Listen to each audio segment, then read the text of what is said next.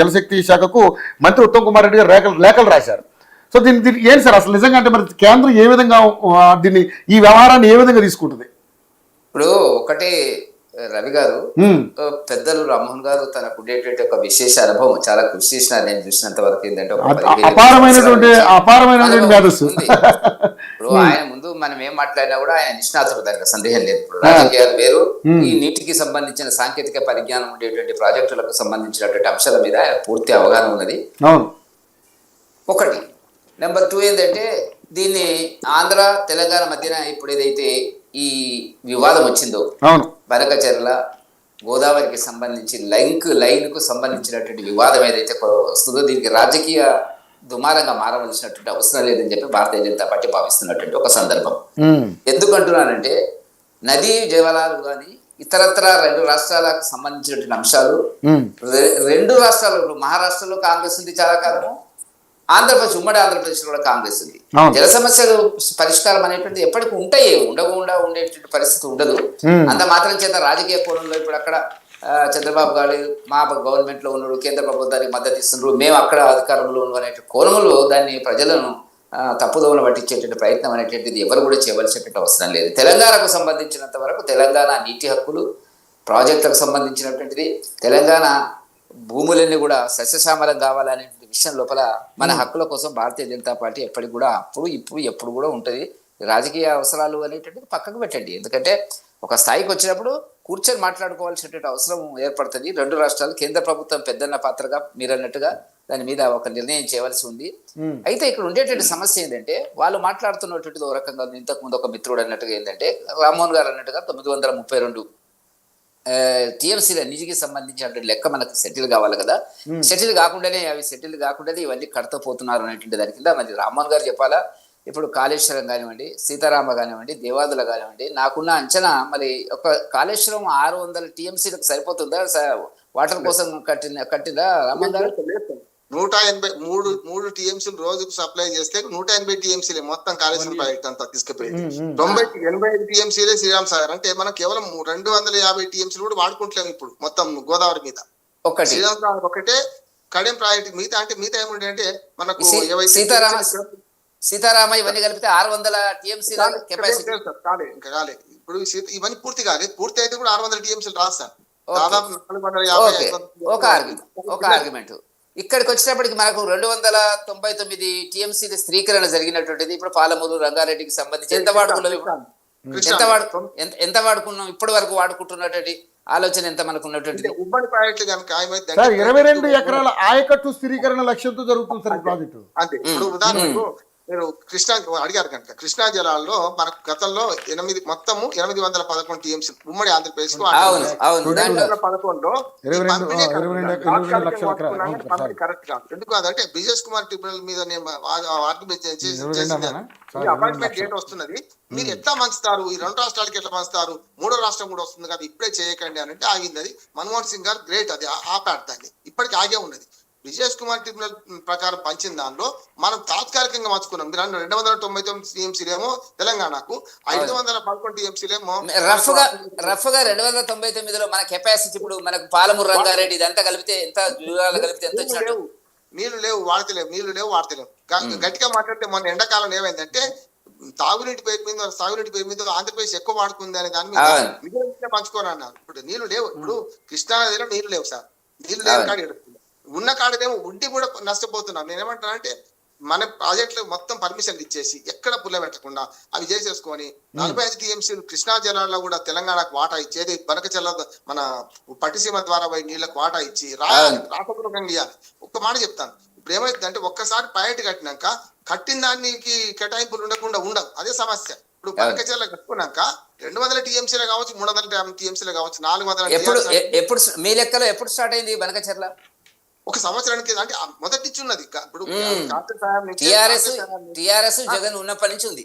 ఇది కాదు సార్, కాంగ్రెస్ హయాం నుంచే గంగా కావేరి నదుల ప్రాంతాలలో ఉన్నది. ఇది బనకచెర్ల అనేది కొత్తది ఇప్పుడు యాక్చువల్. ఇప్పుడు నేను అనేది అంటే జగన్ హైదరాబాద్ 2 సార్లు విజిట్ చేసినప్పుడు 1-2 సందర్భాల లోపల 1-2 సందర్భాల లోపల కేసీఆర్ గారు బేసిన్లు లేవు, బేసిజాలు లేవు అని మాట్లాడినటువంటి ఇది కూడా మనం విన్నాం, ఎక్కడి నుంచి ఆయన తిరుపతి నుంచి వచ్చేటప్పుడు మధ్యలో ఆగినటువంటి సందర్భం లోపల మాట్లాడినాడు. ఇప్పుడు కూడా అన్నాడు, ఒక్క మాట సార్. నేను ఈ ప్రశ్న ఎందుకు లేవనెత్తుతున్నానంటే, ఆ, మేము ఇక్కడ లేవు రాష్ట్రంలో, అక్కడ అధికారంలో లేవు. ఇప్పుడు నేనేంటంటే సమస్య రెండు రాష్ట్రాల మధ్య, రెండు రాష్ట్రాలు భారతదేశంలో ఉండే రాష్ట్రాలు, రెండు తెలుగు రాష్ట్రాలు, రెండు రాష్ట్రాల రైతులు బాగుపడాలి, రెండు రాష్ట్రాల వ్యవసాయం పచ్చగా ఉండాలని కోరుకునే దాంట్లో భారతీయ జనతా పార్టీ భావిస్తున్నటువంటిది. ఎందుకంటే ఈ పరిష్కారాన్ని వెతికేటువంటి క్రమం లోపల రాజకీయాలను తీసుకొచ్చి అడ్డంగా పెట్టి మాట్లాడేటువంటి పద్ధతి లోపల వల్ల చాలా మంది టీఆర్ఎస్ నాయకులు కానీ కాంగ్రెస్ నాయకులు మాట్లాడడం అనేటువంటి దుర్మార్గం అనేటువంటిది నా మొట్టమొదటి ఆరోపణ. రామ్మోహన్ గారు, మిమ్మల్ని క్వశ్చన్ అడుగుదాం అనుకుని ఇందాక, ఇది ఇప్పుడు ఏపీ ప్రభుత్వం ఏమంటుందంటే 1980లో ట్రిబ్యునల్ తీర్పులన్నీ నికర జలాలపైనే, అందులో భాగంగా చూస్తే తమ ప్రాజెక్టు నిర్మాణంలో ఎలాంటి తప్పు లేదు అంటుంది సార్. అదే సార్, ఇప్పుడు బనకచెర్ల దానిలో లేదు కదా. ఇప్పుడు ట్రిబ్యునల్ తీర్పు వచ్చినప్పుడు గంగా టు కావేరి దానిలో బనకచెర్ల లేదు కదా, అది కొత్తది అంటున్నాను. బనకచెర్ల లేదు అందులో. ట్రిబ్యునల్ తీర్పులో మొత్తం వాటా పంచారు 930 టీఎంసీలు గోదావరిలో. నిజంగా రామానాయుడు గారు అక్కడ ఇరిగేషన్ శాఖ మంత్రి చెప్పింది కరెక్టే. ఒక్కోసారి కరువు కాలంలో కూడా 1000 టీఎంసీలు గోదావరి మన బంగాళాఖాతాలను కలుస్తున్నాయి, కాదంటే వాడుకోకపోతే కలుస్తున్నాయి కదా. తెలంగాణలో ఒక శ్రీరామ్ సాగర్ తప్ప సార్ దాకా కాళేశ్వరం వచ్చేదాకా కూడా పెద్దగా వాడింది లేదు అంటున్నాం. దేవాదలో సగం విడిచిపెట్టిండ్రు, కాంగ్రెస్ వాడు సగం విడిచిపెట్టింది. అది వరంగల్లో కొమ్మేడి దాకా, మా ఊరికి 20 కిలోమీటర్ల దూరం దాకా రావాలి. దేవాదల నీళ్ళు ఎటుపోయి ఇచ్చంపల్లి ఎప్పుడో మునిగిపోయింది అనుకో, ఇచ్చంపల్లి లేదు. కింద సీతారామ చిన్న చిన్న ప్రాజెక్టులు అవన్నీ కూడా ఖమ్మం పైన, భద్రాచలం పైన ఇవన్నీ కూడా ఖమ్మం జిల్లాలో ఉండేవి, వరంగల్ జిల్లాలో, ఉమ్మడి వరంగల్ జిల్లాలో ఉండేవి. ఇవేవి కాలే కదా. ఒక కాళేశ్వరం కూడా ఇప్పటికీ ఎత్తిపోతలేదు, అది కుంగిపోయింది, కూలిపోయింది అంటున్నాం. కనుక వాడేది ఒక్కటి శ్రీరామ్ సాగర్. అది కూడా సార్ రవి గారు 112 టీఎంసీలు ప్లాన్ చేసినాం. అది వాళ్ళు ఏమైందంటే 80 టీఎంసీలు కుదించకపోయింది. ఇసుక మొత్తం మేటలు వేసింది. ఇసుక పోయి 85 టీఎంసీలు ఉంటాయి, 5 టీఎంసీ రిజర్వులు ఉంటాయి, 80 టీఎంసీలే వాడుకుంటున్నాం మనం. శ్రీరామ్ సాగర్ స్థిరీకరణ, అట్లాగే కొత్త ఆయకట్టు కోసం కాళేశ్వరం కట్టింది. కాళేశ్వరంలో నీళ్లు వాడుకుంటే కూడా మొత్తం 450 టీఎంసీల కంటే, నేను చెప్పిన అన్ని ప్రాజెక్టులు పూర్తి 450 టీఎంసీల కన్నా ఎక్కువ వాడుకోవాలి. కానీ మేము వరద నీటినే వాడుకుంటున్నాం, వేరే నీటిని వాడుకోవట్లేదు అనుకుంటుంది ఏపీ.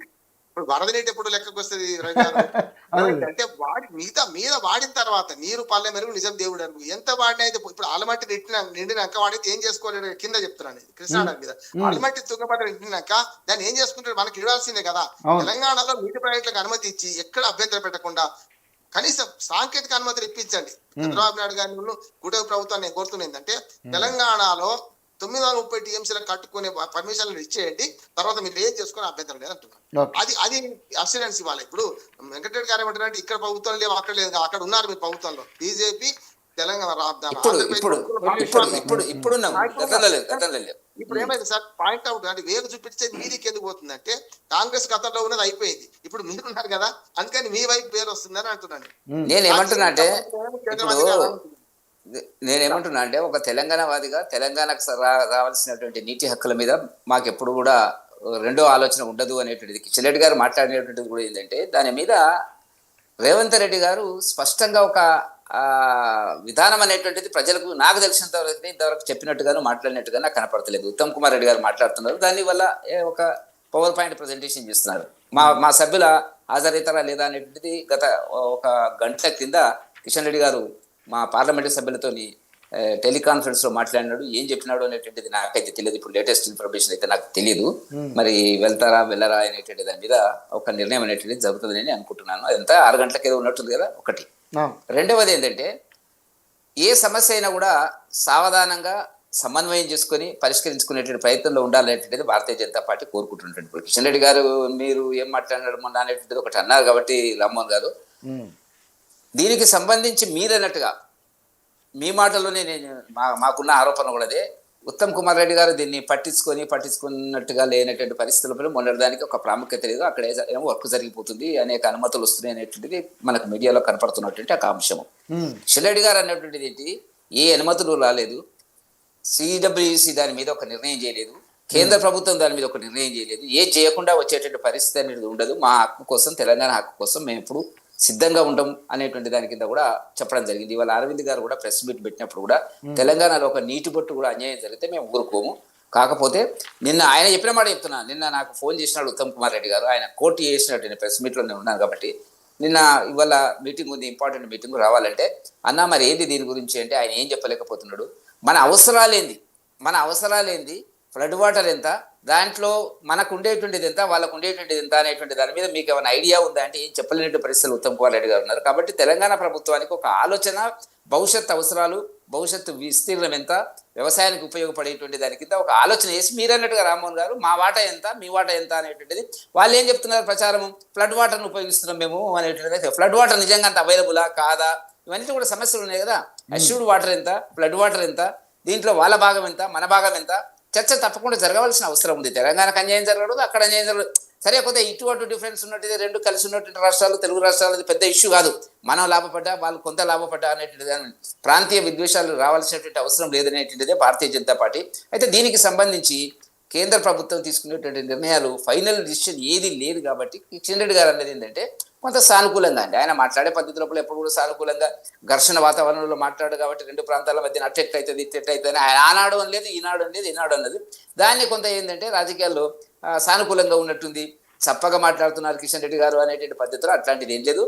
తెలంగాణ హక్కుల కోసం, ఎందుకంటే మేము కూడా ఇక్కడ అంతకంటే ముందు మేము కోరుకుంటున్నటువంటిది ఏంటంటే వాళ్ళ మీడియా పాయింట్స్ ఏంటంటే చంద్రబాబు గారు రేవంత్ రెడ్డి గారు ఇద్దరు కలిసి ఒక ప్రయత్నం చేసి ఎక్స్చేంజ్ ఆఫ్ వ్యూస్ ఏంది అనేటువంటిది చేసుకుంటే బాగుంటది అనేటువంటిది ఒక పాయింట్ ఉంది ఇక్కడ.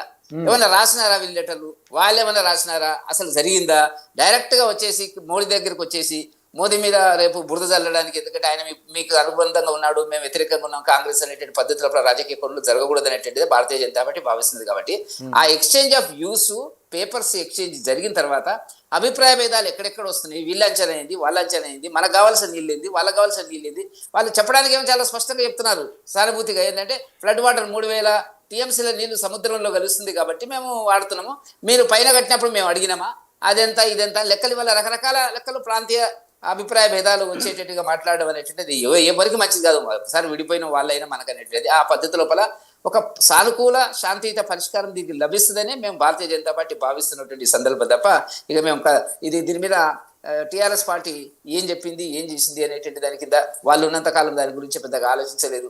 అసలు ట్రిబ్యునల్ సమావేశాలు, కృష్ణా ట్రిబ్యునల్ సమావేశాలకే పోయినటువంటి పరిస్థితి మనం చూడడం జరిగినటువంటిది. సరే ఇలా ప్రాంతీయ విద్వేషాలు రెచ్చగొట్టేటువంటి పద్ధతిలో వాళ్ళు మాట్లాడేదాకా మాకు సంబంధం లేదు.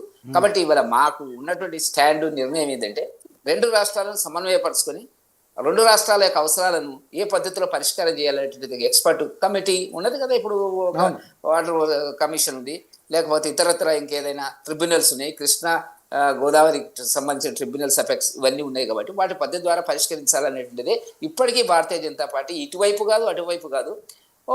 ఇప్పుడు ఒక మనకు దారం మందం డిఫరెన్స్ ఉంటే ఉండొచ్చు నిర్ణయాలల్లో, కానీ అంటే వచ్చేటువంటి నిర్ణయాల లోపల, అంతేగాని ఒక ప్రాంతాన్ని పూర్తిగా ఎంజాయ్ చేసి ఒక ప్రాంతం వైపు ఉండేటువంటి పరిస్థితి రాజకీయ కోణంలో భారతీయ జనతా పార్టీ ఉండదు అనేటువంటిది. అంటే ఇక్కడ కేంద్రంలో అధికారంలో ఉన్న మీరు ఇరు రాష్ట్రాలు మాట్లాడుకుని ఒక కొలిక్కి రావాలి, దీనికి సంబంధించి కేంద్రానికి ఎదురయ్యే నష్టం గురించి తెలియజేయాలని చెప్పారు తప్ప మీరేంటి ఈ విషయంలో మీ కల్పన ఏంటి అనేది, మీరు ఇందులో ఇన్వాల్వ్ అయ్యి ఏం చేయబోతున్నారు అనేది కదా ఇక్కడ అడుగుతుంది రామ్మోహన్ గారు. అదే ఒక్కటే రవి గారు, రెండు రాష్ట్రాల మధ్య ఏ పాయింట్ దగ్గర ఏ అంశాల మీద వ్యత్యాసం ఉంది అనేటువంటిది వీళ్ళు చెప్పాలి కదా, ఇక్కడ ఉన్నటువంటి వాళ్ళు కదా ప్రాక్టికల్ గా ఉన్న వాళ్ళు. అది చెప్పినప్పుడు ఎక్కడ ఏంది అనేటువంటి చెప్పలేదు సార్. ఆల్రెడీ ఇరు రాష్ట్రాలకు సంబంధించి తెలంగాణ గవర్నమెంట్ కి ఇంతవరకు ఆ ప్రాజెక్టు వల్ల మనకు వచ్చే అవసరాలు ఇది, మనకి ఏ అవసరాలు ఉన్నాయి, ఎంత విస్తీర్ణంలో మనం సేద్యం చేయాలి, ఎన్ని TMCల నీళ్లు కావాలి, ఏ ప్రాజెక్టు నిర్మించబోతున్నాము అనేటువంటి అంశాల గురించి చెప్పాలి కదా వాళ్ళు. ఏం చెప్పకుండా ఓకే వాడు వద్దు అని ఉత్తరాలు రాస్తే ఎట్లయితుందండి, దేనికి వద్దు అంటున్నావు అని చెప్పాలి కదా, వాళ్ళైనా చెప్పాలి కదా. వాళ్ళే ఒకటి చెప్తున్నారు నమ్మకం కలిగించేటట్టుగా, సముద్రం కలిసిపోతే మేము వాడుకుంటున్నాం, మీకేం అభ్యంతరం ఉన్నారు, మీరు కట్టుకున్నారు పైన అని. అది కాదు కదా. ఇప్పుడు ఆర్గ్యుమెంట్స్ అవసరం లేదు. నేనేమంటున్నా అంటే తెలంగాణ గవర్నమెంట్ ఆల్టర్నేటివ్ ప్రపోజల్స్ ఒక 50 సంవత్సరాలుగా తెలంగాణలో NTU సౌకర్యాన్ని కృష్ణా గోదావరి ద్వారా ఎంత వరకు వాడుతున్నాము అనేటువంటి, దీనికి కావాల్సిన రిక్వైర్మెంట్ ఎంత వాటరు, అష్యూర్డ్ వాటర్ ఎంత, వరద వాటర్ ఎప్పుడు వస్తుంది అనేటువంటిది ఏం లేదు. ఇది చర్చ జరగకుండా ఊరికే నిన్న మొన్న గౌరవ ముఖ్యమంత్రి గారు దాని గురించి ఇంతవరకు మాట్లాడలేదు. ఒక అభ్యంతరాలు నాకు అఫీషియల్ గా తెలియదు, రామ్మోహన్ గారికి ఏమైనా తెలిస్తే చెప్పమనండి. అఫీషియల్ గా ఎక్స్చేంజ్ ఆఫ్ వ్యూస్ ఏమన్నా జరిగినా వీళ్ళ మధ్యన, ఫైల్స్ ఏమన్నా మీరు ఇట్లా వేస్తే మాకు ఇట్లా వస్తే తప్పదు కదా, మన్నదాకా కలిసే ఉన్నాం కదా. అది జరిగిన తర్వాత డిస్ప్యూట్ వచ్చినప్పుడు అప్పుడు ఆ డిస్ప్యూట్ లో మీరు అన్నట్టుగా కేంద్ర ప్రభుత్వం వాటర్ కమిషన్ ఇవన్నీ కూడా ఒకవైపు ఉన్నవి అనేటువంటి అభిప్రాయం వచ్చినప్పుడు కదా మనం రాజకీయాలు మాట్లాడాల్సినటువంటిది. కాబట్టి రాజకీయాల కోసమే ఇవాళ కాంగ్రెస్ ప్రభుత్వము దాన్ని నడిపించేటువంటి పద్ధతుల ఎక్కువ కనపడకుండా ఉంటే తెలంగాణకు నష్టం జరగదు అనేటువంటిది మేము కోరుకుంటున్నటువంటిది. ఎందుకంటే వాళ్ళకి ఎంతసేపు కాంగ్రెస్ మెంటాలిటీ ఎట్లా ఉందంటే ప్రతి అంశము లోపల భారతీయ జనతా పార్టీ మీద బురద జల్లే ప్రయత్నం లోపల తెలంగాణ ప్రజలకు కావాల్సినటువంటి అవసరాలను, వ్యవసాయ రంగానికి కావాల్సినటువంటి నీటి వసతిని వాటిని పనంగా పెట్టకూడదని మేము కోరుకుంటున్నాం. ఎందుకంటే ఏ ఇష్యూ మీద కూడా వాళ్ళ కాంప్రమైజ్ కావడానికి ఇష్టం లేదు. వచ్చేదానికంటే రాజకీయం కాదు సార్, మరి మీ నాయకులే మాట్లాడుతున్నారు చాలా మంది, గురు శిష్యులు ఇద్దరు ఒకటే కాబట్టి ఆ రాష్ట్రానికి శిష్యులు మీ నాయకులే మాట్లాడుతున్నారు కదా. రేవంత్ రెడ్డి గారు మోదీ స్కూల్లో చదువుకున్నాను, రేవంత్ రెడ్డి గారి కాలేజీలో చదువుకున్నాను, ప్రస్తుతం ఉద్యోగం కాంగ్రెస్ లో చేస్తున్నాను ఆయన చెప్పాడు కదా, ఆయన ఇనిషియేటివ్ తీసుకోవచ్చు కదా. గురు శిష్యులు ఇద్దరు ఒప్పుకుంటే మాకేం ఎవరికేం అభ్యంతరం, రామ్మోహన్ గారికి అభ్యంతరం. రామ్మోహన్ గారు చెప్తారట, చెప్పండి సార్. ఇంకోటి మర్చిపోయారు, రేవంత్ రెడ్డి గారు ఇంకోటి మర్చిపోయారు. ఇప్పుడు మధ్య నాకు జడ్పీటీసీ టీఆర్ఎస్ లో ఆయన మధ్యలో అంశాన్ని మర్చిపోయారు ఎవరు. కాబట్టి నేను అనేది ఏంటంటే రవి గారు, ఏమి ప్రస్తుతానికి ఏదో ప్రమాదం ముంచుకొచ్చింది అనేటువంటిది కాదు. మీరు అన్నట్టుగా ఏంటంటే కొంత అక్కడ వర్క్ జరుగుతున్నది అనేటువంటి దాని కింద ఇక అంత దూరం వచ్చిన తర్వాత వాళ్ళకి అనుకూలమైనటువంటి తీర్పే రావాలి కదా అనేటువంటి దీని మీద ఒక విస్తృతమైన చర్చ, దాంట్లో ఉండే సమస్యలు ఏంది అనేటువంటి దాని కింద ఇప్పుడు స్టార్ట్ అయితే అనుకుంటాను నేను. ఆ కోణం లోపల ఒక ప్రయత్నం జరుగుతుంది, రెండు రాష్ట్రాలకు మంచి జరగాలని భారతీయ జనతా పార్టీ భావిస్తున్నటువంటి సందర్భం. కాదు ఇందాక మీరు అడిగారు ఎంత నష్టం. మేము వాళ్ళలాగా కత్తులు తీయండి వాళ్ళు ఇప్పుడు వాళ్ళు ఏమైనా మాట్లాడతారు టీఆర్ఎస్ ఇప్పుడు రకరకాలుగా మాట్లాడతారు. వాళ్ళు అధికారం లేరు కాబట్టి ఏదైనా మాట్లాడారు, అధికారం ఉన్నప్పుడు వాళ్ళు మాట్లాడినారు, అధికారం లేనప్పుడు వాళ్ళు మాట్లాడతారు. వాళ్ళ అవసరం వాళ్ళకుని వాటి లెక్క కాదు. కానీ రెండు జాతీయ పార్టీలు. రామ్మోహన్ గారు చెప్పండి. ఒక్క మాట ఏమొస్తుందంటే, వడ్డించేవాడు మనవాడు అయితే ఏదైనా చేయొచ్చు అని ఆంధ్రప్రదేశ్ అనుకుంటుంది కనుక వడ్డించే వాళ్ళు మీలే అట్లా ఉంటుంది. సమస్య అక్కడ వస్తుంది సార్. అంటే ఏం లేదు సార్, నేను ఏమంటున్నానంటే ప్రభుత్వాలు ఉన్నారు. ఇప్పుడు ఇది కూడా అంటున్నాను నేను, ఇప్పుడు గురు శిష్యుడు అనే మాట కూడా మీ పార్టీ వాళ్ళే అంటున్నారు. వాళ్ళ పార్టీలే అంటున్నారు, వాళ్ళ పార్టీ వాళ్ళు గురు శిష్యుల మధ్య సమన్వయం ఉంటుందిలే ఏం కాదు అని చెప్పేసి మాట్లాడుతూ ఉన్నారు. కానీ ఉత్తమ్ కుమార్ రెడ్డి గారు ఇప్పుడు చేయాల్సిన పని ఏంటంటే, స్థూలంగా power point presentation Chandrababu Naidu గారు ఎట్లిచ్చారో, నిన్న రామానాయుడు గారు అక్కడ ఎట్లిచ్చారో, అట్లా తాను మంచి అవగాహనతో దీని వల్ల మన నష్టం ఉంది, ఏ రకంగా మన హక్కులకు భంగం అవుతుంది అని రాతపూర్వక ఎప్పుడు కాగితం వేస్ట్ పోస్తారు. నేను చెప్తున్నా, స్పష్టంగా చెప్తున్నా. లిమిటేషన్ కమిటీ ముందు ఒక కాగితం ఇస్తే 2003 పాటించారు, 2001 జనాభా లెక్కలు పాటించమంటే పాటించారు. మనం కాగితం ఢిల్లీకి పోయి కాగితం ఇస్తే వేస్ట్ పోతుంది. అంటే అమ్మాయినే పెట్టదు కదా, కేంద్ర ప్రభుత్వాన్ని నివేదిద్దాం, అఖిల పక్షాన్ని కలుద్దాం, తెలంగాణకు జరిగే అన్యాయాన్ని అరికట్టే ప్రయత్నం చేద్దాం.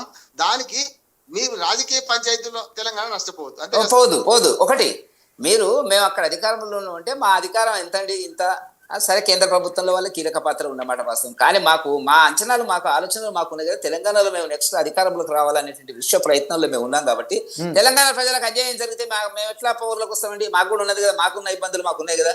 కాబట్టి సానుకూలంగా, సమన్వయంగా, శాంతియుతంగా రెండు రాష్ట్రాల మధ్య ఈ సమస్య పరిష్కరించబడేటువంటి ప్రయత్నం లోపల కిషన్ రెడ్డి గారు కానీ, మోదీ గారు కానీ, లేకపోతే మిగతా అందరు రేవంత్ రెడ్డి గారు, చంద్రబాబు నాయుడు అందరు కలిసి చేయవలసినటువంటి కార్యక్రమే తప్ప ఇప్పటికిప్పుడు కత్తులు తీసుకొని పొడుచుకోవాల్సిన అవసరం లేదనేటువంటిదే మేము అనుకుంటున్నటువంటి. సరే, మీరు అన్నట్టుగా ప్రమాదం ఏ లెవెల్లో ఉన్నది అక్కడ మీరు అంటున్నారు. ఇప్పుడు అక్కడ నిర్మాణాలు, వాటికి అనుమతులు రకరకాలుగా వస్తున్నది.